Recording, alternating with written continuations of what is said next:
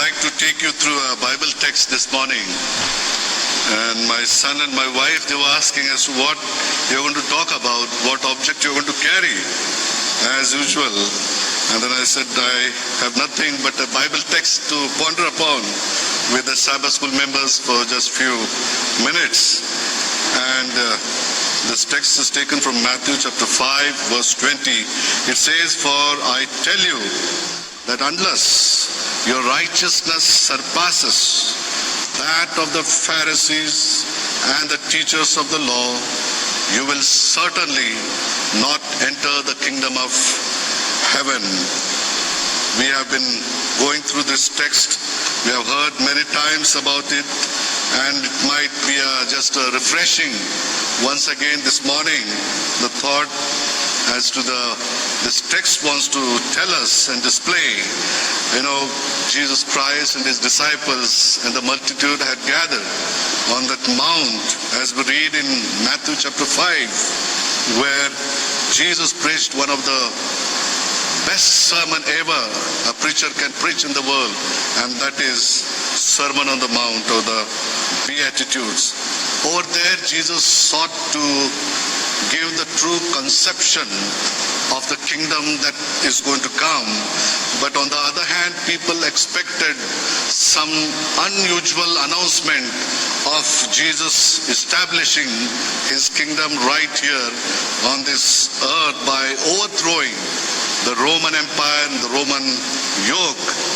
A feeling of expectancy, of change was very much high in the air. And that's the time we see the disciples, they left their livelihood and followed Jesus Christ in anticipation that he will establish kingdom and they will have a place in that kingdom.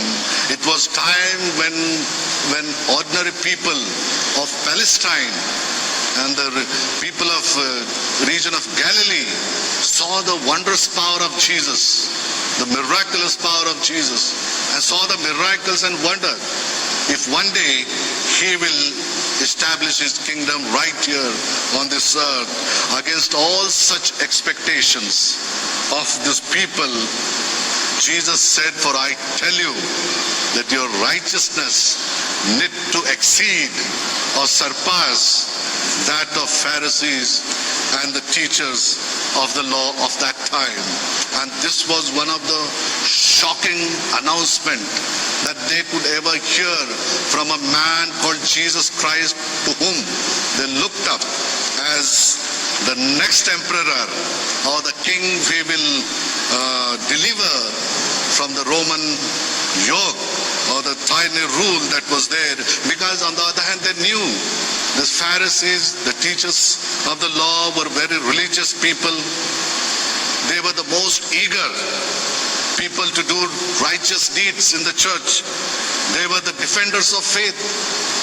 They knew they were so eager to be righteous that they had built thousands of rules around God's law as in protection and to follow it. They were one of the devoted groups of that time. The religious people, they fasted twice a week. They strictly observed Sabbath day, as ever anyone could observe in this day. And they paid tithe of all that they possessed. They were so strict about all these rules and regulations. They liberally gave offerings and dutifully performed all the religious ceremonies that was there in the synagogue or in the church. And on here Jesus says, your righteousness need to exceed, surpass that of Pharisees and religious teachers. What was wrong there? Why did Jesus make such a statement of their righteousness? Was all their right doing wrong? Were their right acts bad? What about own righteousness? When we compare with Sadducees and Pharisees of that time, can we surpass them? What about own good deeds? Dear church, Sabbath school church members, what about the services and the actions and the service that we do in the church and outside, can our righteous exceed? This is something to think about. If not, then why did Christ told his listener that they should be more righteous than the Pharisees and the teachers of law? The central problem, to cut it short, the central problem of the Pharisees is mentioned by Paul in the book of Romans chapter 10 verse 3. And this is what Paul says about their righteousness. And he said, "For I can testify about them. They are zealous for God, but their zeal is not based on the knowledge, since they did not know the righteousness that comes from God and sought to establish their own. They did not submit to God's righteousness." This is the testimony of Paul about the righteousness of Pharisees and the teachers of law of that time. This was their central problem. This was a very serious spiritual problem about which they are unknown. How about us? How about us? We are doing service to the Lord in the church as well as outside. What about us? That means by this text I find their own righteousness was the big problem in their spiritual life. Their own righteousness had become a closed door on their faces. Their kind of morality, these people, Pharisees, they had kind of morality that they fitted in their own ideas and concepts of goodness and spiritual life. And all this they tried to fit on others.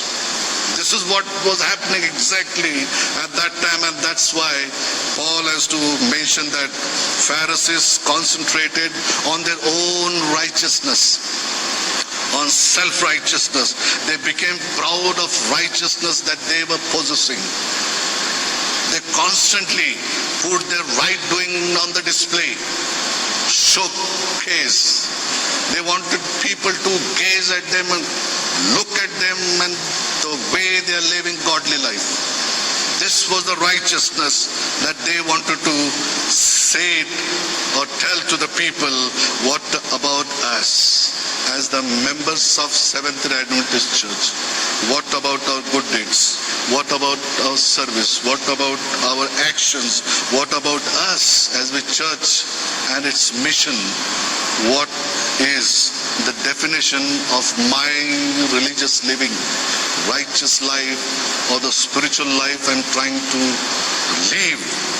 What are our actions? What are our services? It all can become impure. From this text I understand all my service, actions, good actions can be impure if my motives are impure. If my motives are wrong, all my service is in vain. Our righteous acts can become unrighteous if at all my motives are wrong in doing it. Lastly, I have a wonderful quotation from a great theologian of Methodist Church in America. His name is C.G. Chappell, and in the book of Sermon on the Mount, this is what he says to the church and to the members. The moral quality of a deed is determined by the motive that it gives it birth. The moral quality in the church that we display of a deed that we say it or enact it is determined by the motive that it gives it birth.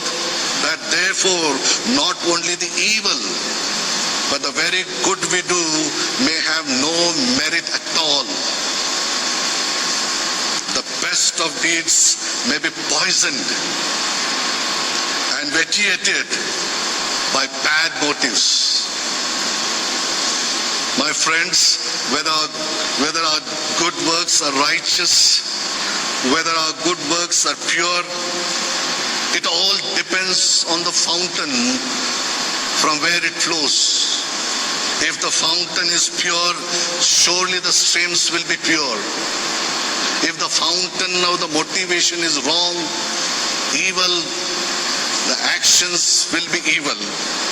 If the fountain is impure, the streams will be impure. And this is the lesson that Jesus wanted to teach the multitude and the disciples that had gathered on the mount, where he preached one of the best sermons. And the entire chapter, if you see, it is talking about the righteousness and the way we need to live at the end of the chapter. And then he compares and he says, it is not the same with the Pharisees and the teachers of law. May your righteousness exceed. May your righteousness surpass that of Pharisees and the followers of law at that time, so that we will make it to heaven. May God bless us as we serve this church. May God bless us as we serve the entire world in a way of our evangelism and the faith that we display. God bless us.